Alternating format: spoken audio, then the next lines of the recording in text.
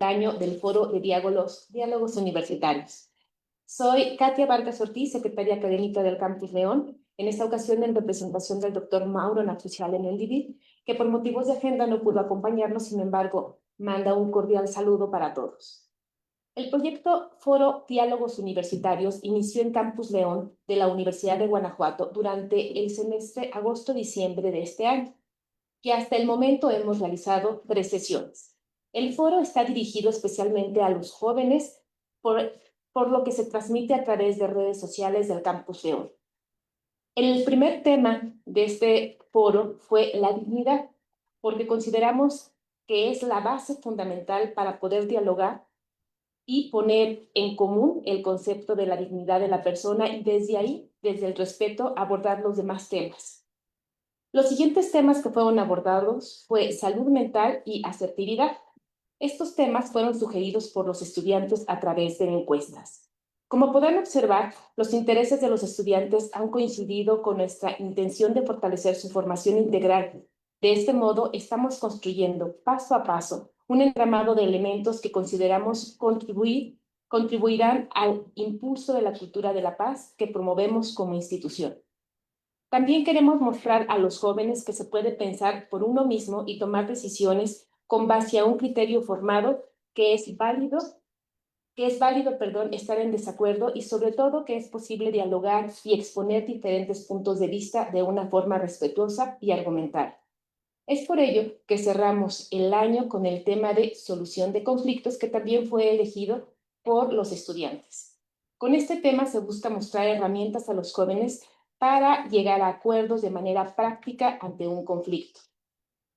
Y para este tema tan importante tenemos como invitados muy especiales a la doctora María Corazón Camacho Amador, defensora titular de los derechos humanos en el entorno universitario, a la maestra Jessica María de los Ángeles Delgado Rayas, titular de la Unidad de Mediación y Conciliación del Ecosistema para la Cultura de Paz, Igualdad de Género y Derechos Humanos, al licenciado José Moisés Herrera Saldaña, director general de Prevención del Delito y Participación Social de la Secretaría de Seguridad, Prevención y Protección Ciudadana de León.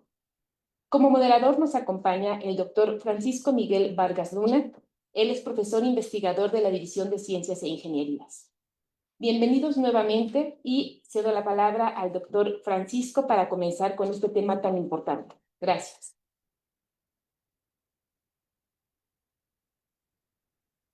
Muy buenas tardes. Me va a permitir presentar a nuestros invitados. Bueno, más bien ya lo presentó la doctora Katia, da una breve semblanza de ellos.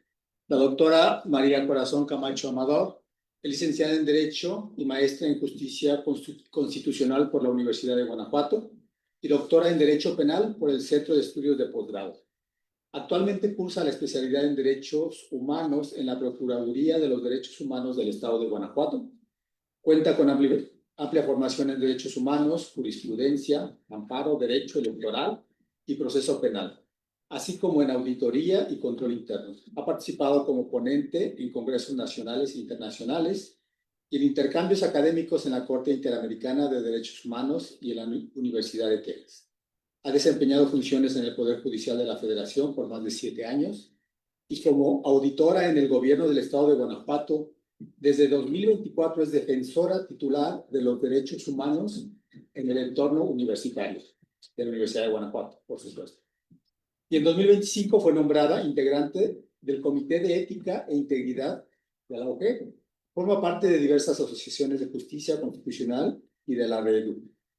Coordina el programa de radio De Zumbido en Zumbido, dedicado a la promoción de los derechos humanos, y es profesora del Departamento de Derecho de la Universidad de Guanajuato. Bienvenida, doctora. Muchas gracias. Tenerla con nosotros. Gracias. También contamos con la presencia del doctor José Moisés Herrera Saldaña, como ya lo mencionó la doctora Katia. Es un profesional con una sólida trayectoria en el ámbito de la prevención del delito y la seguridad ciudadana.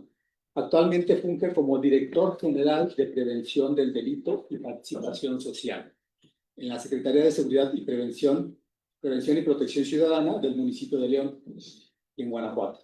Es abogado egresado de la Universidad de La Salle Bajío, tiene maestría en Derecho Constitucional y Amparo por la Universidad Iberoamericana de León, Realizó una especialidad en Derecho Penal en la Universidad de Salamanca, España. Cursó un máster propio en Derechos Humanos en la Universidad de Granada, asociado también a la Procuraduría de los Derechos Humanos del Estado de Guanajuato.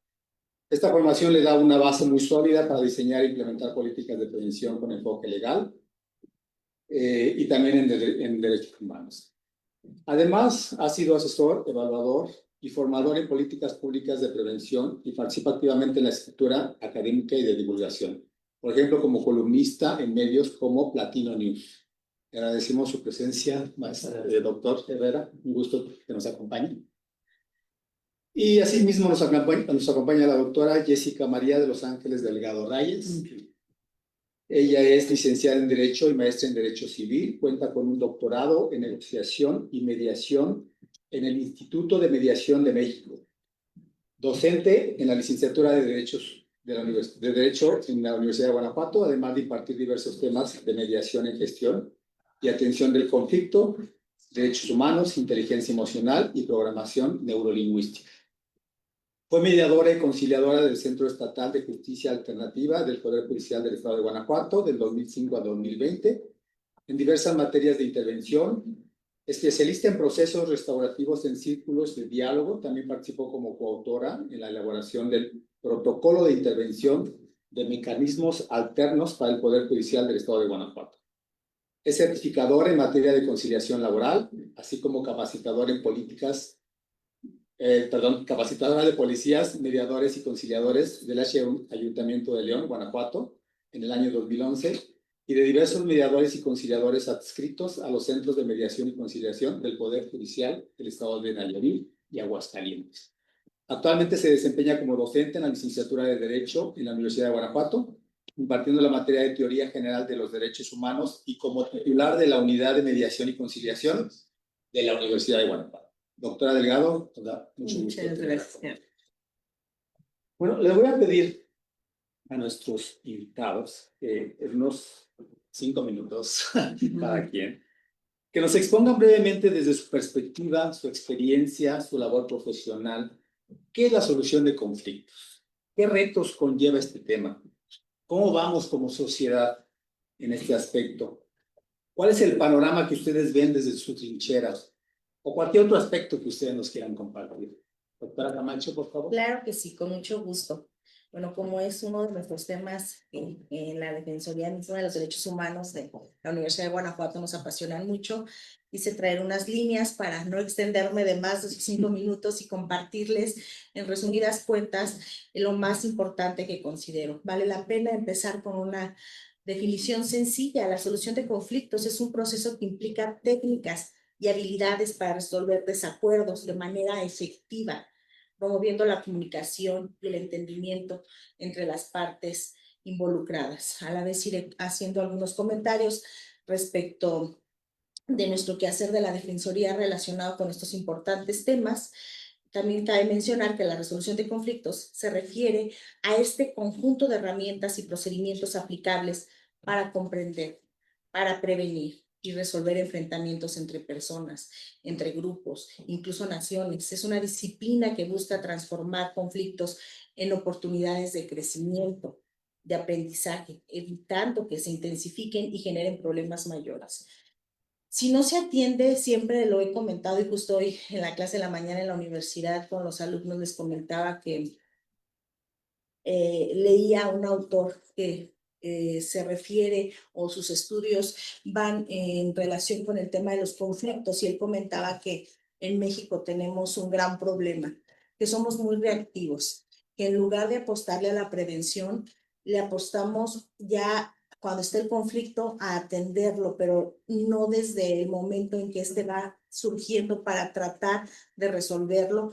Y me refiero en este caso, por ejemplo, a procedimientos jurisdiccionales que llegan hasta la última instancia, cuando si se hubieran atendido desde un principio, se hubieran resuelto de una manera incluso no tan costosa, de una manera que no implicara tanto desgaste para las partes. Y eso yo pienso que lo podemos trasladar a cualquier área, a cualquier aspecto de nuestra vida diaria, desde una relación de pareja, desde una relación de amistad o desde una relación de un grupo.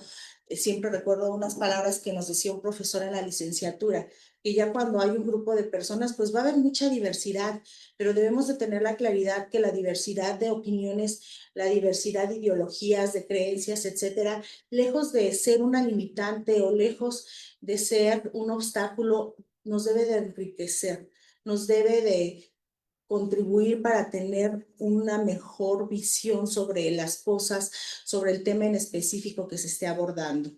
Siempre debemos de apostar por la solución. Siempre he sido fiel creyente que hay personas que en cada situación en específica de su vida ven un conflicto y hay otras personas que cada situación ven una solución. Ojalá que la mayoría seamos del segundo grupo, que veamos una solución, porque en la actualidad nos hace falta apostarle precisamente a las soluciones, a entornos pacíficos, a la tolerancia, a la escucha activa, al respeto de la dignidad de nosotros mismos, al autocuidado, pero también de las personas que nos rodean.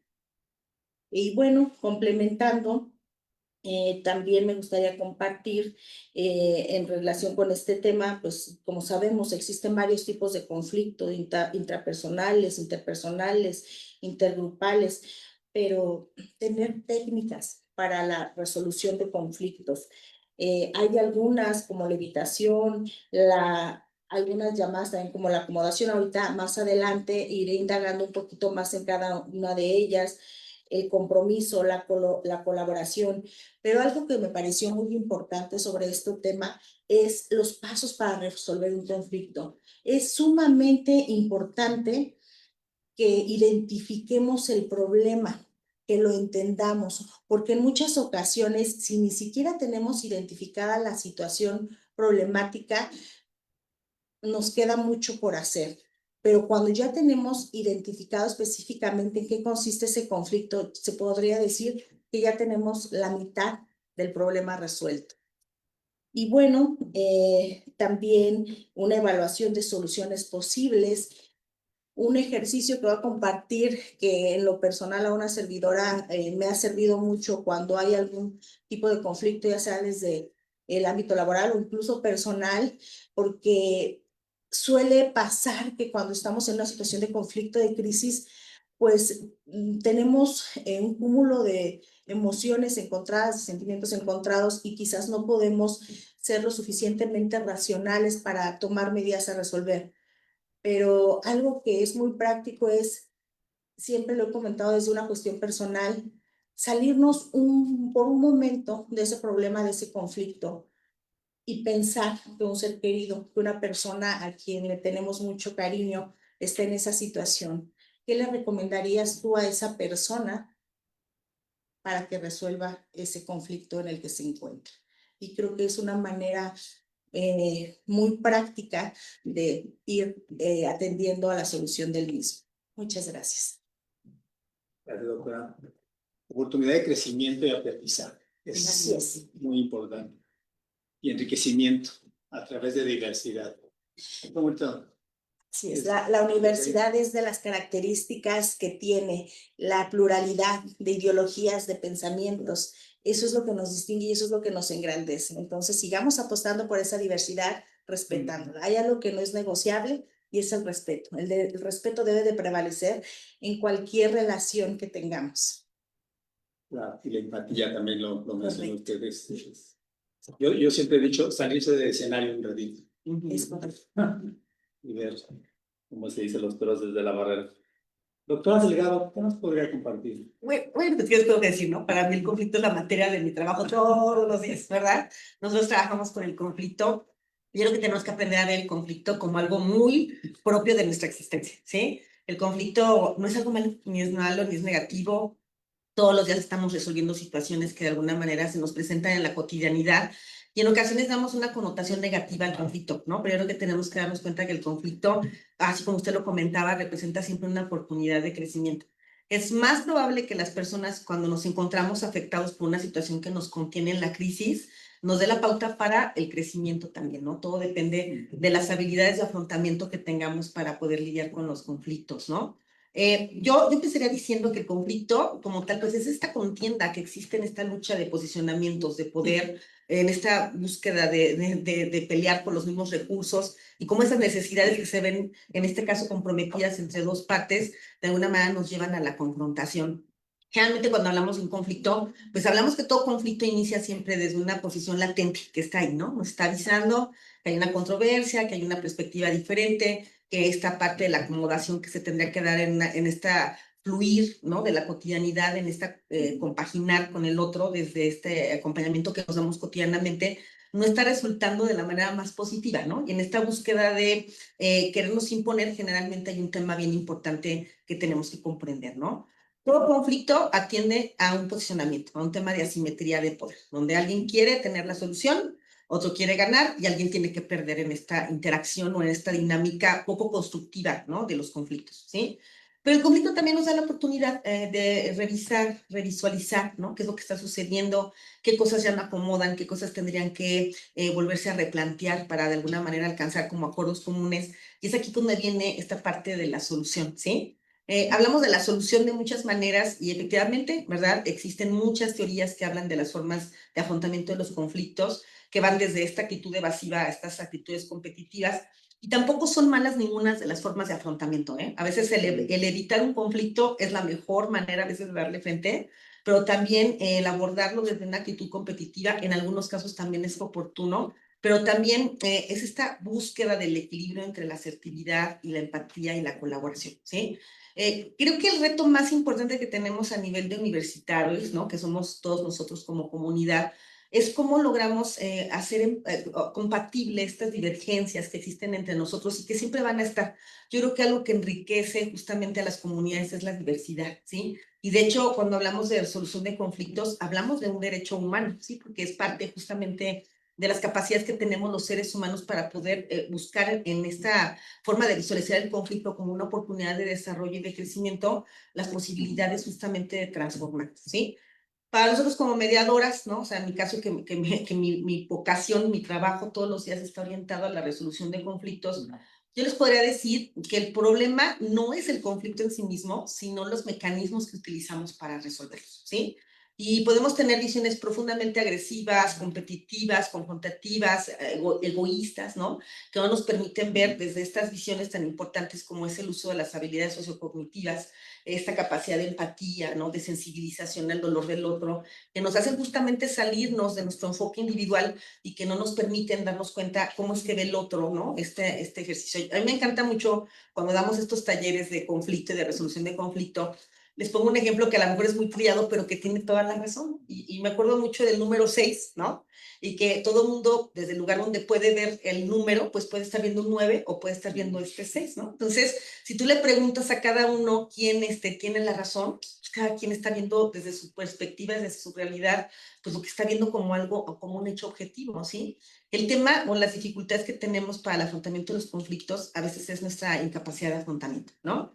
Yo considero que en el tema de la solución de conflictos, primeramente se tiene que tener voluntad, ¿sí? La otra, bien importante, tener habilidades sociales que nos permitan tener esta consideración a la existencia del otro y, por supuesto, tener esta flexibilidad y esta capacidad para poder visualizar creativamente, ¿no? Todas las posibilidades que existen para resolver un conflicto, ¿no? Entonces, la diferencia entre la escalada de un conflicto y su desescalada está primeramente en el abordaje y segundo en la actitud y en las capacidades de la gestión emocional que tenemos para manejar las controversias. Entonces, yo creo que siempre, yo les diría a los chicos en este plano de aprendizaje de los conflictos, que siempre son retos para todos nosotros, siempre una oportunidad y una coyuntura para el crecimiento, ¿no? Para esta desestabilización a veces necesaria que nos está pidiendo a gritos el proceso de transformación y que nos pide de alguna manera hacer estas reconsideraciones a lo que estamos acostumbrados en esta zona de confort, que no nos permite visualizar mejores alternativas, ¿no? Entonces, creo que al final de cuentas, claro, existen muchas maneras de poder ver un conflicto. Una de ellas, nosotros utilizamos muchas técnicas de mediación en los procesos de resolución, pero parte de ellas es podernos poner empáticamente en el lugar del otro y justamente estas visiones de buscar alternativas, buscando siempre hipotéticamente mejores horizontes y mejores esperanzas, ¿no?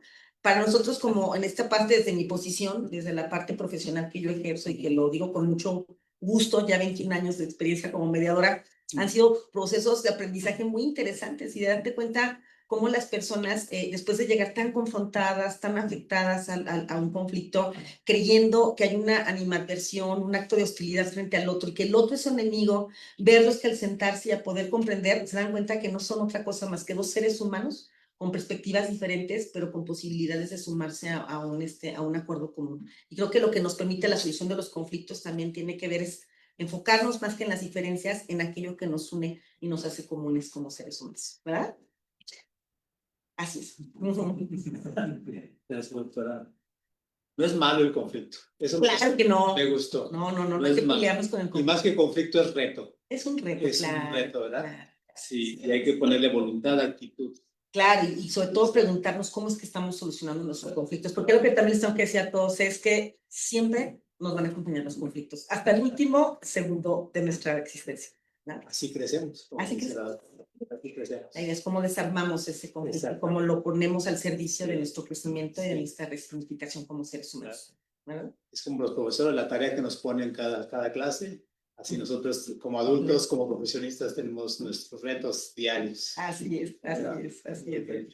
Doctor Herrera, ¿qué nos podría comentar al respecto? Claro, pues de entrada decir que es un tema muy importante que ustedes manejan, porque socialmente, aunque ahorita hemos hablado de varios conceptos de las personas que me antecedieron, realmente en la comunidad es un tema todavía muy ajeno. Muchas de las políticas y programas de prevención comunitaria están enfocados precisamente en la formación de estas habilidades que deben de tener las personas para el diálogo, y lo decimos también como diferentes herramientas. La policía, nuestros compañeros en campo normalmente se enfrentan a las personas en sus peores momentos. O son víctimas o son victimarios, y el trato que tienen con nuestros elementos, pues es también una de las salidas habituales de los mecanismos tradicionales, que es la aplicación de la ley y la fuerza, ¿no? Y los ciudadanos cuando llegan, y a veces los elementos que hacer estas tareas como de saber qué pasó y cómo pasó, dicen, no, él fue, llévense, se acabó el diálogo, ¿no? Y llevemos otras instancias legales. Entonces, vamos, es muy importante, es una de las bases del programa municipal de prevención, es algo que enfrentamos de manera cotidiana en las calles de nuestra ciudad. Y pues en una ciudad de casi 2 millones de habitantes, los conflictos, como sea, doctora, existen y son pues exponencialmente grandes. Y la intervención que tiene la autoridad, pues aunque las cifras negras son muy altas y aún así no nos damos abasto, porque si se denuncia 1 de cada 10 delitos, y aún así tenemos más de 2,000 detenciones por semana de diferentes personas, más los puestos en disposición por posibles hechos delictivos. Está hablando de muchos conflictos que no encontraron un cauce adecuado. Nosotros en la Secretaría hemos estado buscando desde varias perspectivas. Primero, pues el trabajo comunitario. Estamos trabajando en los comités de colonos con los equipos vecinales. Estamos con las diferentes universidades también en convenios. Tenemos convenio con la Universidad de Guanajuato y coincidimos en varios trabajos de formación en las empresas. Y pues con los mismos compañeros de policía, ya en años anteriores hemos tenido capacitaciones para los compañeros en diferentes mecanismos y también en visiones del cambio del paradigma policial tradicional de detención, de yo me lo digo a todos y después averiguamos, a llegar a intentar resolver en ese momento, que como ya lo comentaron también, pues no es fácil porque, insisto, llegamos a la gente en su peor momento. En su peor momento, todo el mundo ha perdido ya una objetividad, es difícil que sienten empatía por el otro, lo que quieren es ver la aplicación de la ley, es sentir que tuvieron la razón y llevarse a alguien más. Y esto además, bueno, también, por ejemplo, en mi experiencia, un tiempo fui defensor público, pues la mayor parte de las mediaciones acaban en nada porque la gente no quiere mediar, la gente quiere el castigo, ¿no? La gente relaciona justicia con castigo y dicen, yo vine a pedir justicia, quiero que se castigue a esta persona que me hizo algo. Oye, pero podemos mediar, podemos conciliar. No, no podemos nada. ¿Cuántos años le van a dar de cárcel a esta persona? Y bueno, esta extrapolación, insisto, pues la vemos habitualmente en la Secretaría. Tenemos pues ya 4 años con la actual alcaldesa, y pues muchos de los mecanismos y trabajos que venimos haciendo con la comunidad es decirle que hay otra forma de resolver el conflicto, que no todo es llamar al 911, que no es pedir a la policía, que necesitan tener estas herramientas para entender el origen del conflicto, que además seguramente lo vamos a platicar a lo largo de este programa, pues es un tema de escalada, porque lo que empieza con un tema sencillo de me barrió el agua, acaba en el homicidio de alguien, en las lesiones dolosas de alguien, y pues tenemos más cosas que lamentar, pues como decían las doctoras, pues algo que lo podríamos ver frío y técnicamente, la mayor parte de los ciudadanos no lo aprecian así, lo aprecian como de me está pasando esto en este momento, y lo podemos reducir a ejemplos como en la calle. ¿no? Te quita alguien, tú le pitas, sigue la escalada, que sigue, que se bajen, que se agredan, que choque, que hagan cosas, con algo que empezó con algo tan sencillo como es, ay, que pase, que se vaya, hasta el clásico, perdón de lo coloquial, de, pues, a que sea un loco, pues que sea un loco y que se vaya, ¿no? Pero esas cosas las enfrentamos de manera cotidiana. Entonces, la verdad, este programa, este tema me parece muy importante, y decirles pues que el esfuerzo que se hace también de parte de la Secretaría es el tema del cambio de paradigma. Por eso contamos también con estaciones de policía, y también los jueces cívicos hacen trabajos ya de mediación, que tienen sus pininos. Para una ciudad tan grande, el que tengamos 10, 12 sesiones de mediación con vecinos en los jueces cívicos, pues es una cifra muy baja, yo diría que francamente ridícula, pero pues tiene que ver con esta medida en que a los ciudadanos les hagamos sentir que precisamente hay un espacio donde pueden ir, pueden dialogar y pueden buscarlo. Entonces, insisto, creo que este tema es muy, muy importante, porque además, lo decían al inicio, es un tema preventivo. Aún así, no nos tenemos entre todos los elementos de policía poco más de 2,000 elementos en León. Evidentemente no nos alcanzan para los ciudadanos, pero además esa sería la visión clásica de quiero un policía que me salvaguarde, cuando la mayor parte de la salvaguarda la podrías hacer tú mismo evitando estar en el conflicto. Creo que eso es lo que podría decir de manera inicial. El tema nos interesa, y además es un tema que trabajamos de manera habitual con los vecinos, que cuando le decimos ¿cómo arreglas un conflicto? No, yo tengo que ganar, y si ella me hizo, y si no sé qué. Y cuando dice, hay otras formas de hacerlo, no, ¿cómo? Y entonces me va a ganar. No, es que no lo vea como una pérdida o una ganancia, sino como la ganancia personal y comunitaria de la paz que todos anhelan. Claro, buscar el equilibrio, ¿verdad? Algo que dijo es muy importante. Nosotros muchas veces asociamos la ley con la fuerza, con el castigo. O sea, está el ser policía, la ley me va a castigar, casi diciendo, cuidado porque ¿qué hice malo? Porque me va a castigar, ¿no? Y va a ser un acto de fuerza. Eso es lo que tenemos en la mente mucha gente, ¿no? Es una visión tradicional, y insisto, nuestro momento de contacto con la policía siempre es en extremos. O sea, tenemos muy bajo contacto en situaciones pacíficas, estándar con la policía, pero siempre decimos, es que son o porque son muy rudos, o porque son muy malos, o porque no me preguntaron tal cosa, porque están llegando a enfrentar a 2 o más personas. Bueno, a encontrarse, no a enfrentar, pero después tendrá que enfrentar a alguno, pero llega a encontrarse con personas que están en un momento muy álgido, donde se ha perdido toda objetividad y posibilidad, a veces momentánea, de llegar a un acuerdo. Ok, muy bien. Gracias. Bueno, después de esta introducción, digamos, al tema, yo tengo algunas preguntas que me surgieron, y eso lo voy a dejar abierto a quien quiera contestar y quien quiera debatir. Los límites. A mí me preocupan mucho los límites. Por ejemplo, ¿cuál es el límite entre mediación o conciliación e intromisión? O flexibilidad y sumisión. O, por ejemplo, búsqueda de un arbitraje, o sea, alguien que me solucione las cosas, y evasión de la responsabilidad en la búsqueda de la solución de mi problema. ¿Dónde están los límites? Yo me voy a atrever a comentar esto, porque además, desde mi punto de vista, son conceptos incompatibles. O sea, no tiene que ver un tema con el otro, ¿no? O sea, estamos hablando de 2 temas o de 2 universos completamente diferentes, ¿no? Yo coincido con esta visión. Hay un paradigma de la violencia, y lo decía Johan Galtung cuando hablaba de la escala de la violencia y de cómo las violencias también son estructurales, ¿sí? El tema no tiene que ver nada más con la posición en las que individualmente nosotros podamos tener una visión sobre el conflicto, sino también cómo el sistema nos acoge en un sistema de violencia que también da una tendencia a la respuesta al conflicto, ¿sí? Entonces yo creo que tenemos que estar muy conscientes que estamos empapados por un sistema social que nos ha hecho visualizar el conflicto como un espacio de contienda, de hostilidad y de una forma de anular la existencia del otro, y que además tradicionalmente en la historia, o sea, nos han enseñado que, de hecho, las guerras, ¿no? La forma en la que se han hecho las colonizaciones, los imperios que nos han de alguna manera impuesto, siempre han sido a partir de la sumisión.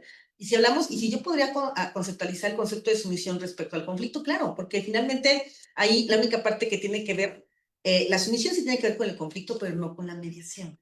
Porque la mediación es el mecanismo que utilizamos para la resolución del conflicto, y la sumisión, ¿sí?, son las formas en las que quitamos a un ser humano la capacidad de tomar decisiones a partir de que reprimimos su dignidad, ¿sí? Entonces, en el momento en que yo te quito la posibilidad de tomar decisiones y te suprimo y te someto, de alguna manera te impongo, robo tu voz, no te permito la expresión de tus ideas, y quiero yo hacer bajo estas imposiciones la forma de encontrar una solución, pues claro que no tiene que ver con la mediación, ¿sí? Los principios bien importantes de la mediación tienen que ver primeramente con el principio de voluntariedad, ¿sí? Nadie puede estar sentado en una mesa de diálogo sin quererlo y sin tener el deseo de llegar a un acuerdo, ¿sí? Por eso justamente yo les podría decir en mi perspectiva, yo trabajé muchísimos años en el sistema de justicia. Yo les puedo decir que mi apreciación en relación a la respuesta a los procesos de mediación es diferente. Yo respeto las opiniones, pero yo trabajé 17 años en el sistema de justicia en el tema de mediación y yo sé que al principio tuvimos que picar mucha piedra para poder de alguna manera colocar estos procedimientos a la vista de la comunidad, pero cada vez de alguna manera siento que se van abriendo las posibilidades. Para mí, el tema del paradigma de la violencia tiene que ver primeramente con la educación, ¿no? A nivel social, evidentemente los pueblos menos educados y menos civilizados van a ser los que van a tener más incapacidad para la resolución de sus conflictos a través de mecanismos pacíficos. Y la realidad es que somos una comparativa, no porque la metodología no sea la correcta, sino porque el sistema cultural y político no permiten justamente la existencia de estos planteamientos por la creencia en este paradigma de violencia que tenemos de que todo tiene que ir a lo punitivo, ¿sí? La gente creemos que sentarnos a dialogar es o sea, yo me acuerdo mucho cuando llegamos a la universidad en la implementación de estos programas, el que alguien nos invitara a dialogar, lo asumían siempre con este lenguaje, ¿no? Este me está demandando, ¿sí? No, te está invitando a dialogar. ¿Y qué es eso? O sea, porque dialogar es algo así como endeble, ¿no? O sea, algo que no, yo quiero sangre, quiero que haya venganza. Y es que también hay una respuesta natural del conflicto ante la violencia, ¿sí? Cuando las personas hemos sido atacadas, nuestra respuesta natural ante una situación de daño es pedir de alguna manera, primeramente es una visión de victimización que claramente nos coloca quizás otra persona, pero también la respuesta natural es la necesidad de venganza, ¿sí? Porque creemos que en ella encontramos la solución, pero realmente está demostrado que la venganza al final de cuentas genera un daño y finalmente no propicia la solución de las controversias y tampoco permite la sanación y la resignificación de los hechos, ¿sí? Es más factible que producto de un proceso de mediación que se da en contextos completamente voluntarios con personas que se encuentran en equidad de condiciones para dialogar y con estas capacidades que otorga el proceso de mediación a través de la facilitación de profesionales que están frente a dos personas en conflicto, el poder replantear la situación del conflicto, poder contar narrativas desde el conocimiento y la empatía de cada una de las historias y buscar soluciones que sean satisfactorias para todos de una visión de un ganar-ganar, ¿sí? Cuando tú vas a la mediación creyendo que solamente tu punto, una vez me decía una persona, ay, doctora, pues yo estoy dispuesto a negociar siempre y cuando se haga lo que yo quiero, ¿verdad? ¿Verdad? Yo estoy en la mejor disponibilidad, ¿sí? Porque mi visión es la única importante. Más allá de lo que el otro siente, lo que el otro piensa, aquí lo único trascendental es lo que yo estoy sufriendo, ¿sí?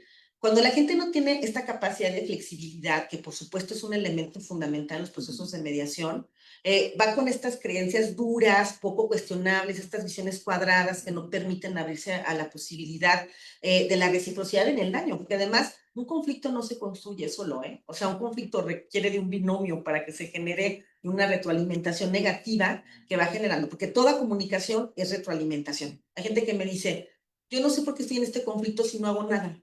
Le digo, es que este es el problema, ¿verdad? Tu inexactividad, ¿no? Y tu incapacidad de respuesta ante una situación latente que te está causando un problema y no hablarlo en la forma oportuna, hace que desgraciadamente se genere este escalamiento. Y claramente en el tema de la sumisión no es compatible con la mediación porque son procedimientos completamente voluntarios. La flexibilidad es una característica del proceso de mediación porque nos permite o nos invita a tener la creatividad de abrirnos a soluciones. Y bueno, y claramente esta parte de la imposición pues no cabe nunca en un proceso de resolución pacífica de conflictos, ¿no? Yo pondría como una parte fundamental la implementación de habilidades sociales, el rompimiento del paradigma de la violencia, comprender los contextos que también tienen que ver con la educación y darnos cuenta que para mi punto de vista, en mi experiencia, la educación es el único camino para el cambio de paradigmas, ¿sí? Un pueblo que no está educado y que de alguna manera ha tenido visiones poco civilizadas en el desarrollo del crecimiento está condenado al estancamiento. Entonces, ¿desde dónde yo veo la solución? En la búsqueda justamente de estos espacios de educación, de replantearnos todo. ¿Cómo es que estoy resolviendo mis conflictos y qué tanta inflexibilidad yo tengo en lo personal para abrirme a las diversidades de pensamiento? Y también desde la humildad, reconocer que yo también formo parte de los conflictos y que quizás tengo que trabajar más en este proceso introspectivo de mi desarrollo personal que me permita convivir de manera más sana en el contexto en el que me rodeo. Entonces, yo lo pondría siempre en esta parte de la reflexión, porque solemos, en esta parte del arbitraje, para empezar, el arbitraje es otro mecanismo de solución pacífica que las personas deciden cuando creen que un tercero tiene que sumarse a la búsqueda de soluciones, pero previo al arbitraje de un acuerdo de que un tercero sea el que decida por nosotros. Nunca puedes transitar a una imposición desde un arbitraje que además es un mecanismo de resolución pacífica de conflictos y no tiene nada que ver con esta parte de la imposición, ¿no? Porque tú siempre, creo que aquí lo que nos falta, y con lo que termino mi participación, es ¿qué pasa con nuestra responsabilidad de hacernos cargo de nuestros conflictos? ¿Sí? Y creo que es esa parte, el primer paso, ¿no?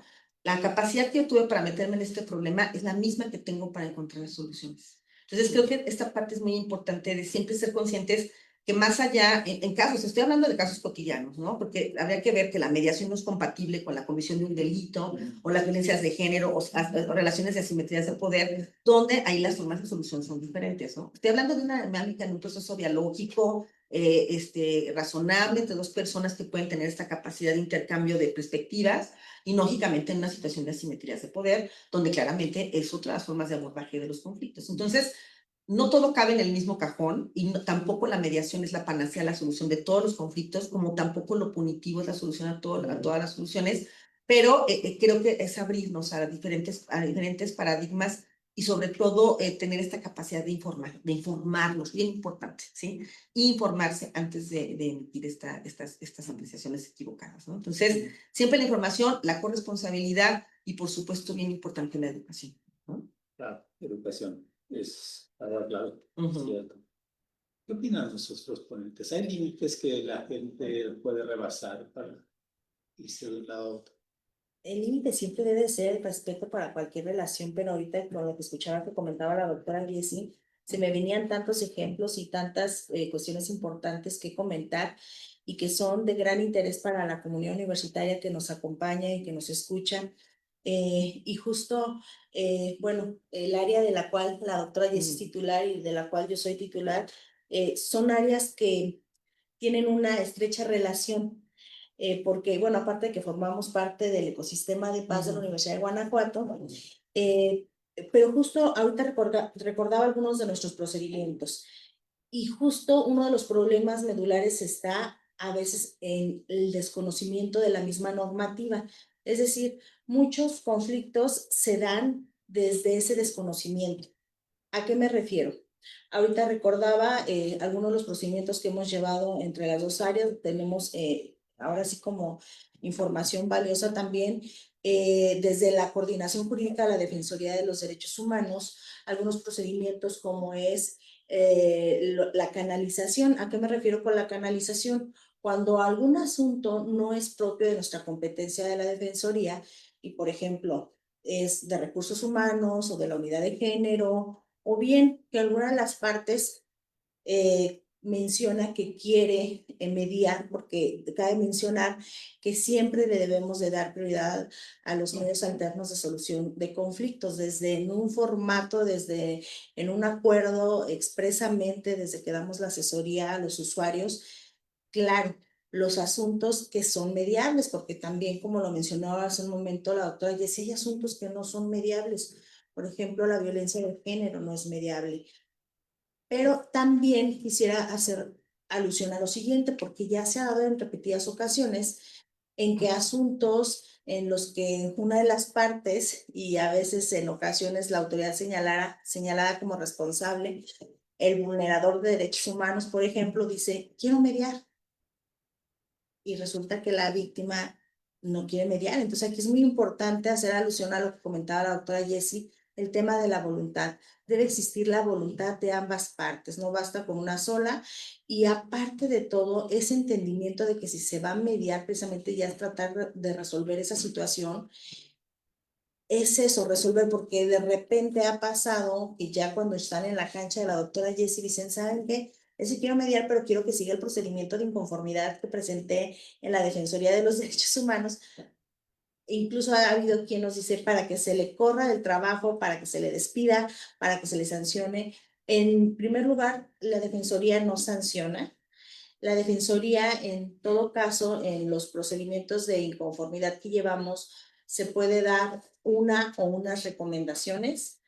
Otra de los supuestos que se puede presentar al momento de resolver es el archivo o bien la no recomendación cuando no hubo elementos suficientes que acrediten esa violación a derechos humanos y pues no se puede hacer ninguna recomendación. Y otra cuestión que es importante mencionar, que también en algunas ocasiones se desconoce y que desde el reglamento se nos señala, es que las recomendaciones que se emitan por parte de la Defensoría de los Derechos Humanos no son vinculantes.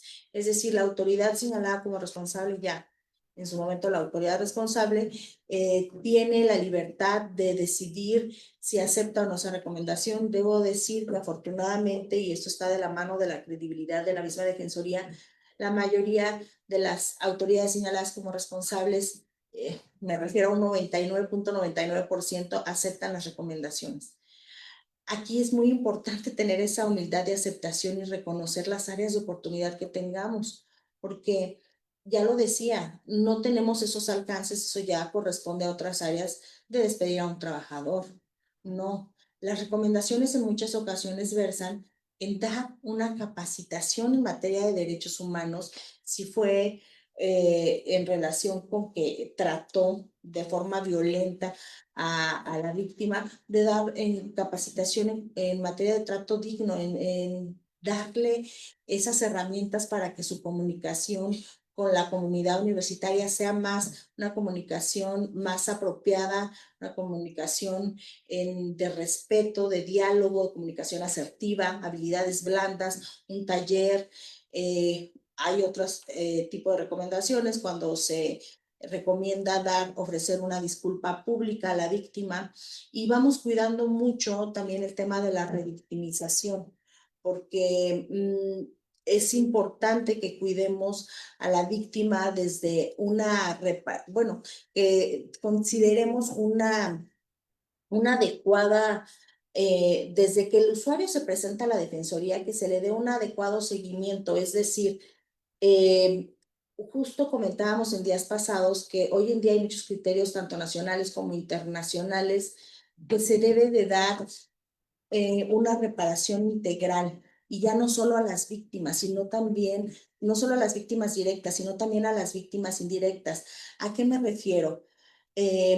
Si hay una víctima a la que se le vulneraron sus derechos humanos, ofrecer desde lo que es la atención psicológica, porque en lo personal es algo que me parece muy importante y que de repente lo vemos en noticias, incluso en los medios de difusión, donde ni siquiera se le ofrece en cuestiones que son sumamente delicadas como violaciones, en cualquier violación a derechos humanos. Y no me refiero propiamente a nuestra universidad, porque debo de reconocer que en la Universidad de Guanajuato nuestras autoridades se han preocupado y ocupado mucho por atender este tipo de situaciones, de ofrecer también lo que es la atención psicológica para hoy en día, y bueno, aquí veo que tenemos quizás algunos estudiantes en materias de salud, y es muy importante que tengamos el autocuidado, que se dé y se brinde una atención integral.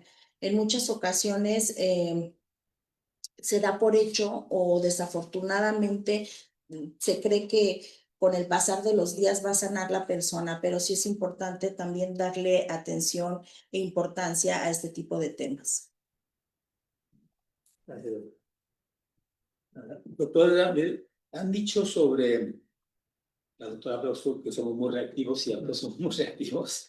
Usted dijo que nos agarran nuestros peores momentos, es cierto. Y bueno, como público yo diría, bueno, a ver, es muy fácil hablar de control emocional, de comunicación afectiva, de empatía, pero en la realidad las emociones son sumamente diversas, de tipo e intensidad. La interpretación del lenguaje corporal también cambia con las generaciones, con la cultura, con el nivel socioeconómico. El entender el entorno el historial de la gente, bueno, del contrario, pues lleva tiempo de reflexión, ¿no? O sea, es todo un rompecabezas todo esto, ¿no? Entonces, ¿qué nos recomendaría para simplificar este rompecabezas y sobre todo sin que interfiera esa continua lucha por la seguridad que nos hablaban, la lucha por el bienestar, la lucha por el poder que también mencionaron, por el prestigio, ¿sí? O sea, ¿cómo voy a perder, no? O sea, no. A veces simplemente la lucha por la sobrevivencia. ¿Qué nos puede decir al respecto? Claro, pues mira, de entrada hay que retomar la cuestión que decíamos al principio de la formación de la comunidad en esta cuestión de resolución.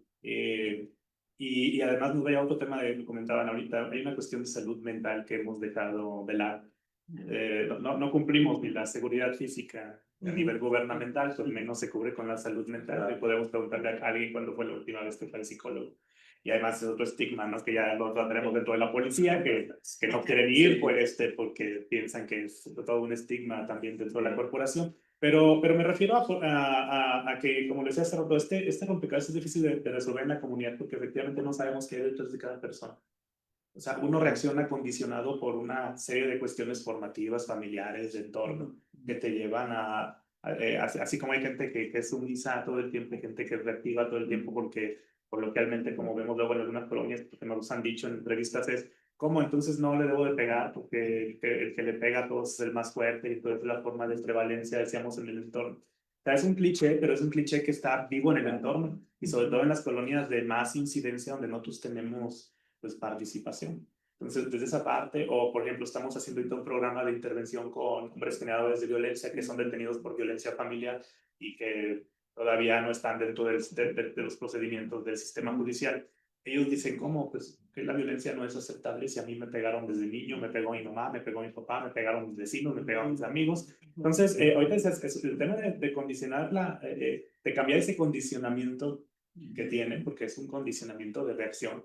Es todo un esquema. En este proyecto que estamos llevando ahorita como un piloto, verás de ver cómo se quiebran los hombres en 2 horas de sesión de terapia, que es inductiva para llevarlos a otro lugar. Pero eso mismo, cuando hablas con las mujeres en muchos entornos, sigue siendo la misma tónica de cómo yo les puedo pegar y son mis hijos, y hago con ellos lo que quiero. Entonces, hay varias cosas que debemos de trabajar formativas, por eso desde el programa municipal tenemos muchas cosas que se hacen con toda la administración, no nada más con la Secretaría, que es importante mencionarlo. El Programa Municipal de Prevención de León es un programa que vincula 305 programas de todo el gobierno, porque la policía no es psicólogo, la policía no da empleo, no da salud, no, hay dependencias que lo hacen, ¿no? Y pues vemos ya mucho tema de que no hacíamos antes de seguimiento de casos con personas, jóvenes, niños, para ver esta parte. Pero la difusión, y lo decimos, aunque es como suena muy difícil, pero es una de las partes que tiene que ser todo programa de prevención en las experiencias internacionales. Lleva un primer gran eje de prevención primaria que tiene que ser universal, que todo el mundo tendría que conocerlo y saberlo, ¿no? Después la prevención va por niveles, todas las prácticas a nivel internacional, tanto de la UNOC como del Centro Internacional de Prevención del Crimen, te hablan pues, de diferentes etapas para atender diferentes problemáticas, ¿no? Y en esta parte que dices es cómo formas esa parte, pues eso es lo más difícil. El trabajo de nosotros es el trabajo con lo más complejo que hay en este planeta, que es un ser humano y lo que puede pensar en cualquier momento. Y creo que va un poco a lo que comentaban en la pregunta anterior, en esta parte de, pues si tiene que ver una cuestión de formación, tiene que ver con que las personas conozcan que hay opciones diferentes. Yo te insisto en esto porque lo vivimos nosotros en muchas intervenciones, no saben que hay otra forma de resolver las cosas. O sea, no saben. Tienen 20, 30 años, 40 años, 50 años de su vida reaccionando así. Y es como me dijo una vez a mí mi psicólogo, dice, cuando alguien tiene una autovalidación de un modelo, lo vas a seguir haciendo porque tú te reafirmas cada día y tienes validación de que ese es el positivo. Por poner un caso, yo tenía tuve una vez un cliente en la defensoría, ¿no? Que tenía 3 carpetas por lesiones, todas eran por riña, y decía, pero ¿cómo? Pues es que me miró feo, ni modo que no le pegue. Me retó, ni modo que no le pegue, nos parece obvio. Pero además en los conflictos menores, no mejor el tema del entorno universitario, todos se enfrentan conflictos desde cosas menores, desde la molestia de no llegué a tiempo, me dejó el camión, no entregué la tarea porque el profesor no me hizo caso. ¿Y cómo absorba uno eso? Son herramientas que se van desarrollando con el tiempo, pero que implican que efectivamente nos preocupemos, ya no nada más porque si tengan salud, casa, donde dormir y la escuela, sino que nos preocupemos por la salud mental de las personas. Tenemos otro proyecto también que estamos haciendo ahorita de intervención en escuelas secundarias. Hicimos varios tamizajes psicológicos en 3 escuelas de más de 9,000 alumnos, y traemos 150 alumnos con atención personalizada. por factores de riesgo detectados de violencia, entornos violentos, consumo ya inicial de drogas, por mencionar algunos de los factores más relevantes. Si no nos preocupamos por la gente, como tú decías al inicio de la pregunta, va a ser muy difícil establecer límites después, porque después el único límite que va a tener es el del Estado, con la aplicación de la fuerza de nuevo. Y a mí me parece irónico que la única forma que tengamos de ofrecerle a alguien casa y sustento sea metiéndolo a la cárcel, en vez de que se lo hubiéramos dado desde ahorita, viendo qué necesita, qué herramientas necesita para desarrollar una actitud diferente, para poner estos límites, para que la violencia no sea tu única respuesta. Tampoco es, como decían hace rato, la sumisión o dejar pasar, porque hay gente que esa es otra rama de la criminología, que es la victimología, que perdónenlo, porque siempre suena políticamente incorrecto, pero hay gente que tiene un perfil de víctima, nada. O sea, ha consentido todo, va a aceptar todo con tal de permanecer, ser aceptado, recibir amor, estar en una familia, lo que ustedes quieran. Y lo vemos en todas las instancias. Entonces, tema de salud mental debe estar detrás de para dotar de herramientas a las personas. Y precisamente los límites pues los va a establecer uno en la medida en que tenga más herramientas para poder establecerlos y llevarnos a otras soluciones que no sean, le voy a pegar. 305 programas. Eso muestra la complejidad, ¿no? Y además es la primera vez que, perdón, es que esto es Sí, importante. Los programas municipales de prevención, porque yo tengo 25 años en el servicio público, siempre son, ay, pues, ¿qué hace seguridad? Ay, pues, que vaya con los niños, que platique con las señoras, que lleven a los perros de la unidad canina. Esa es prevención primaria universal sin ningún fin. Perdón, y no merece ni siquiera llamarse un programa. Un programa detecta todos los factores de riesgo. Nosotros lo hicimos causa-efecto, tenemos el árbol de problemas de la ciudad con 2.705 indicadores de 10 bases de datos de los problemas de la ciudad de León y al contrasentido tiene que tener un árbol de soluciones donde diga cómo pretendes participar en la resolución de varios de ellos. Los 305 programas de la admisión es la primera vez que incluso ni a nivel estatal, porque de hecho no hay un programa estatal de prevención hasta el momento, perdón del comentario, alinea toda la administración al programa de prevención. Cada uno de los 305 tiene que decir en qué ámbito de prevención está y en qué nivel de prevención está. Porque pues, la obligación mínima de la administración es decir, ¿por qué hace lo que hace? Con los pocos pesos que tenemos. Y si todo va a ser como a ver qué se nos ocurre y a ver qué pasa, pues sí, y siempre va a ser complejo, pero eso nos permite, nosotros año con año, porque este es el 4º año con la actual alcaldesa, aunque será el primero de la nueva administración, legalmente, ¿no? Sí nos ha permitido evaluar qué cosas han cambiado en León en 4 años, y ese es otro tema que hay que romper, ¿no? Porque dicen, es que la prevención es un tema de futuro. ¿Y de qué me sirve que en 25 años esperemos que la ciudad esté mejor si en un año las cosas no mejoran, ¿no? Y eso va de la parte de este tema, o sea, de cómo buscamos que aparte de que se reduzcan esos factores y sigamos incidiendo en la comunidad en la disminución, porque también será una mentira y el que lo diga es un mentiroso, que no, ya no va a pasar nada, no, sí va a pasar. El fin de todo programa de prevención es contener y disminuir. Y nosotros buscamos contener y disminuir la violencia, que además en una ciudad de 2 millones de habitantes, pues es exponencial. Eso muestra la complejidad del tema de la paz, su carácter multifactorial. No sé si queremos...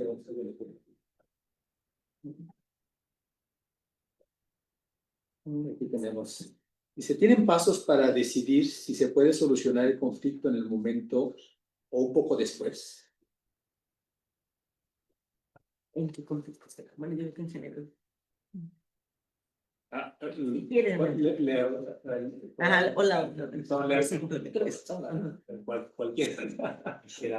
Bueno, aterrizado acá en nuestro contexto universitario, es importante, bueno, aquí volver a mencionar lo que comentabas un momentito.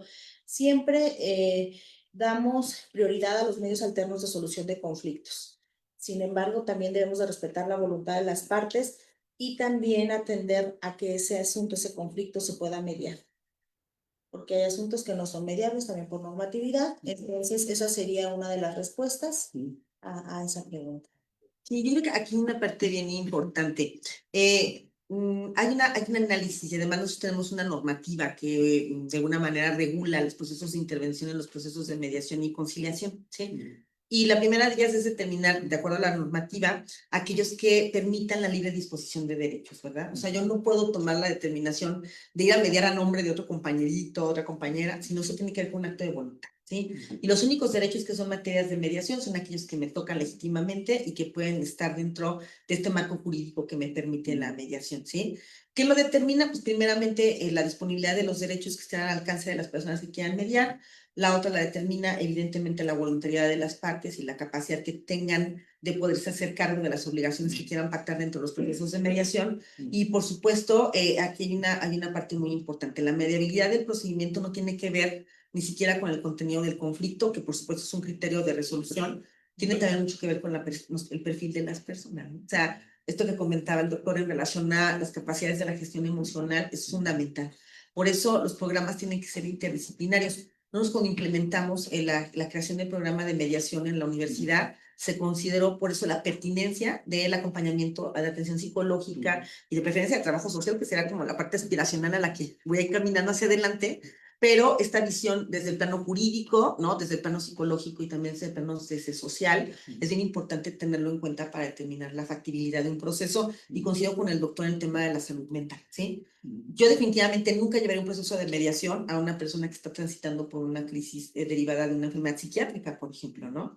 Porque está afectada su capacidad de consentir y de discernir de alguna manera qué es lo que desea. Por eso es tan importante que se trabaje mucho en la parte preventiva y en la detección de situaciones que pudieran implicar el tránsito por una problemática que no solamente implique, no tiene que ver el hecho de que tenga una enfermedad mental, sino que no esté tratada, ¿sí? O sea, el problema es esta incapacidad de decir, una persona en crisis, que no tiene la capacidad de discernir, que no tiene la capacidad de tener un vínculo relacional con la contraparte en un plano de igualdad, pues evidentemente serán condiciones inequitativas, ¿sí?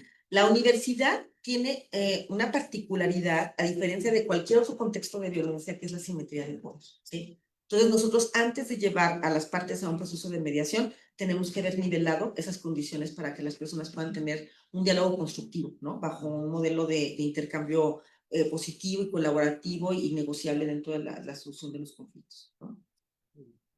¿Cuándo saber que se necesita ayuda? ¿Cuándo tenemos que ir a la pedida ayuda externa? Yo creo que ese sería el primer gran logro que identifique uno que necesita ayuda, ¿no? Es como el chiste, perdón, pero ¿cuántos psicólogos para cambiar un foco? Pues uno, pero el foco tiene que querer cambiar. Entonces, aquí también uno debe de tener esa voluntad y debe de querer participar en los mecanismos. Y lo decíamos desde el inicio de la plática. Claro. Por eso cuando a la gente le planteas, ¿quieres ir a mediar? Dicen no. O van y cuando digo, ¿usted quiere mediar? No, no quiero. ¿Qué quiere? Que lo castiguen. Pues no, nunca hubo, ¿no? Entonces, nunca hubo esa conciencia de qué está pasando. Y por eso a veces dentro del mismo sistema legal hay como tiempos. O sea, no es que vayan a mediar de inmediato cuando acaban de presentar la denuncia. Pasan cuando la persona ya le pasó, perdón, el susto y ya pasó el momento, reflexiona, el coraje y dice, oye, que quiero que me reparen mi carro. Pues, digo, porque es uno de los ejemplos más habituales de mediación. La reparación del daño no se hacen a los días, se hacen pasado un buen tiempo en los que la persona te entiende, ¿qué es lo que quieres? Digo, porque si no hubo daños físicos, pues lo que quieres es que te reparen tu vehículo, recuperar tu dinero, pero sí, o sea, ¿qué se requiere otra vez? Yo creo que tratar de estar consciente de la situación que se vivió, como decían, de si es mediable o no es mediable, de si mi voluntad es participar en ello o no quiero, porque si no, efectivamente, pues luego te pueden llevar a yo hablo con abogados que guían, ¿no? Pues ve a mediar y ándale, y o sea, ¿y si yo no quiero? Perdón, nos regresamos al tema inicial, ¿no? La voluntad, pero mi voluntad surge de la medida en que conozco que algo pasa. Y te platicaste otro ejemplo de los hombres penales de violencia que atendemos. Si tú les ofrecías ir a terapia de manera directa, sin haber sido sensibilizados que su violencia es algo que no es aceptable ni es normal, te dirían no, gracias. Y nosotros ahorita las personas que van ahí, no todos van, también tenemos que decirlo, o sea, pero más del 60% sí, a mí me gustaría seguir un tratamiento para hombres generadores de violencia, que es una ganancia. Entonces, haciendo el símil aquí en este ejemplo, pues que se necesita es tener esa convicción y esa conciencia de que hay otros mecanismos y de que quiero participar en los mismos. Y ya implicaría haber roto todo lo de el malestar. Lo previo. Claro, yo creo que un indicador es valorar la calidad de vida, ¿no? O sea, tu calidad de vida, cuando sientes que tu calidad de vida está disminuida y que no se está trabajando positivamente en la búsqueda de soluciones que resulten favorables a tu vida y a los demás, yo creo que es un momento de reflexionar, ¿no? Y de introspectar. Y yo coincido con el tema de la sensibilización. Por eso estos programas tienen que trabajar mucho en la parte socioeducativa, porque si no, no son funcionales, ¿no? O sea, no puedes llegar con con el programa si no has primero trabajado en la educación. Bueno, se nos acaba el tiempo. 30 segundos, una idea final, en una frase.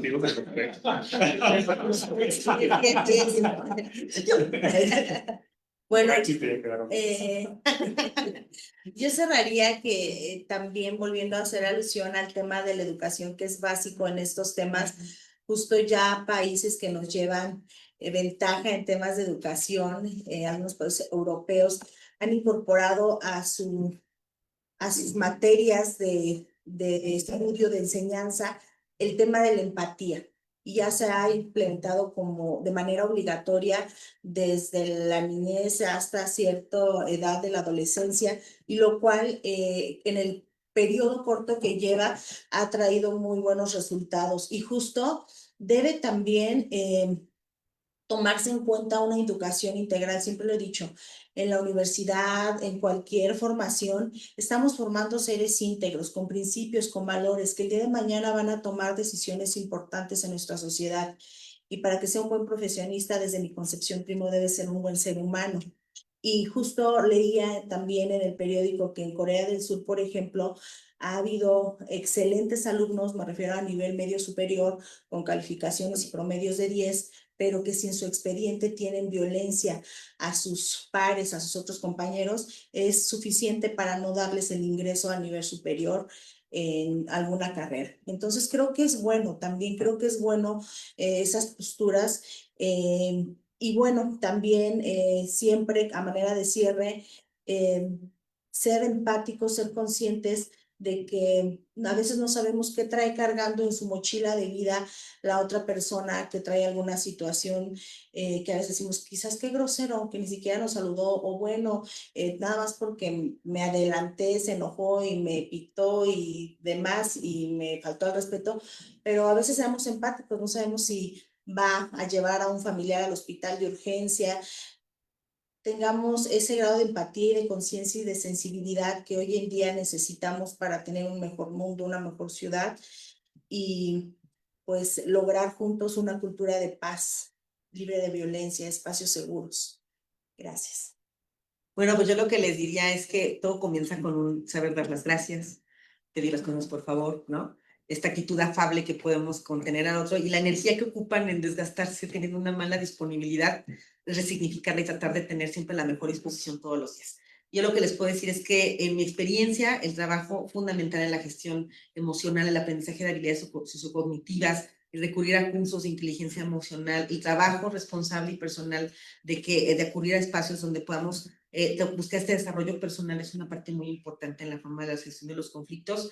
¿Y qué les voy a decir como mediadora? Pues que siempre el diálogo va a ser la salida más idónea a todo tipo de conflictos, porque además en todos los contextos que ustedes quieran reduce tiempos, desgaste emocional y te da la pauta a una resolución inmediata de los conflictos y además trae paz a tu vida, ¿no? Entonces, yo pues que les diría, pues me toca decir, abonen por favor a favor de la paz y construyamos espacios conversacionales donde aún teniendo conversaciones difíciles podamos tener la capacidad siempre de llegar a acuerdos. Entonces, por favor, de nuestra parte, desde la Unidad de Mediación y Conciliación, invitadísimos a nuestros programas. También trabajamos muchos temas en la prevención del conflicto y también trabajamos con personas generadoras de violencia en algunos contextos, pero existen muchos programas muy bellos desde este espacio de construcción de diálogo. Gracias. Pues agradecer la invitación y pedirles que se acerquen efectivamente a las instancias universitarias, pero pues también que la Secretaría de Seguridad, Prevención y Protección del municipio de León pues cuenta con estos mecanismos. Nos pueden encontrar en todas las redes sociales como Prevención Activa, y si no, pues también tenemos las delegaciones de policía. Ahí hay un juez cívico que puede hacer mediación vecinal, y también estamos en las estaciones de policía donde hay psicólogos y mediadores para servirlos a ustedes. Muchas gracias. Pues con eso terminamos. Doctora Camacho, doctora Delgado, doctor Herrera, muchísimas gracias. Audiencia, también muchísimas gracias, y esperamos seguir contando con su apoyo en futuros diálogos universitarios aquí en su casa. Qué amable. No, excelente. Muchas gracias a todos ustedes. Gracias. Gracias.